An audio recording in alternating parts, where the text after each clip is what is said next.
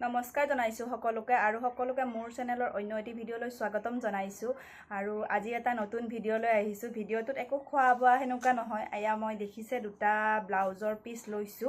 এইটো এটা ব্লাউজৰ পিচ হয় মুগা কালাৰ আৰু অকণমান এডজাষ্ট কৰি লওঁ মানে ফটোটো আহিছে। এইটো এটা ব্লাউজৰ পিচ লৈছো, এইটো এটা ব্লাউজৰ পিচ হৈছে। এই দুটা ব্লাউজৰ পিচৰ পৰা মই মোৰ ছোৱালীজনীৰ কাৰণে বিহু বুলি কেনে এযোৰ মেখেলা চাদৰ বনাম আৰু এয়া মই এতিয়া পিন লগাই থৈছো আৰু দেখিছে মই কি ধুনীয়াকৈ মানে একদম জোখ কৰি কেনে পিনটো লগাই লৈছো আৰু ইয়াতে মই চিলনি কৰি দিম। চিলনিটো দেখাই দিম অকমান মই কেনেকৈ কৰোঁ কেনেকৈ নকৰোঁ, কাৰণ অকলে ভিডিঅ' কৰিবলৈ অকমান অসুবিধাও হয়। নিজে চিলাব লাগিব আৰু নিজে ভিডিঅ' কৰিব, যিহেতু তাই সৰু, তাই এবছৰ পাৰ হৈছেহে বৰ্তমান, বহুত ডাঙৰ চাদৰ মেখেলা নালাগে। আৰু এয়া হ'ল আমাৰ ছোৱালী। আমাৰ মেখেলা চাদৰ পিন্ধি ভাল লাগিবনে হ'ল? লাগিব। আৰু আপোনালোকক কাপোৰখন মেখেলা চাদৰ চিলাম বুলি যে দেখুৱাইছিলোঁ, এয়া হৈ গ'ল।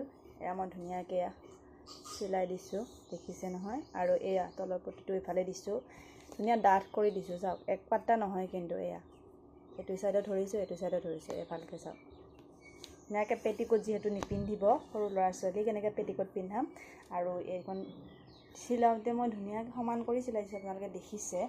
অকণমান পিছুৱাই লওঁ, দেখিছে এয়া। আৰু এয়া মই ৰছী দি দিছোঁ। ৰছী দিয়াৰ লগে লগে এনেকুৱা হৈ যাব, গাউন টাইপ দেখিবলৈ, মানে লেহেংগা, মেখেলা চাদৰ লেহেংগা টাইপ দেখিব। আৰু কাৰণ সিহঁতে কোচ দি পিন্ধিবলৈ অসুবিধা, যদি কোচ দি পিন্ধিব পাৰি তেতিয়াহ'লে মই এনেকৈ পিন্ধাই দিম। এনেকৈ এইখন মেখেলা আৰু এইখন চাদৰ, আৰু চাদৰখন চাওক মই ধুনীয়াকৈ জাপ তাপ দি চাপি মেলি চিলাই দিছোঁ। এইখিনি এনেকৈ কান্ধত থাকিব আৰু এইখিনি এনেকৈ ঘূৰি কঁকাললৈ আহিব। আৰু ইয়াতে মই কিবা লগাই দিম বাৰু, ধুনীয়াকৈ কি লগাওঁ লাষ্টলৈ দেখাই আছোঁ।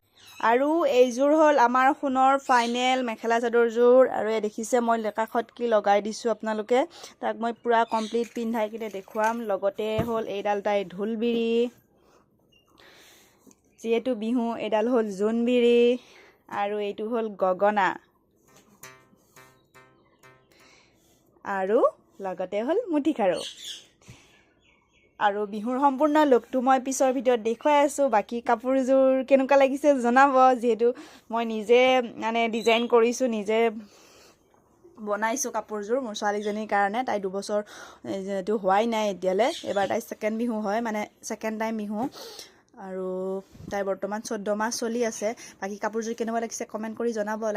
বাকী আপোনালোকৰ বিহুৰ প্ৰস্তুতি কেনেকুৱা বাৰু সেইটোও কমেণ্ট কৰি জনাব।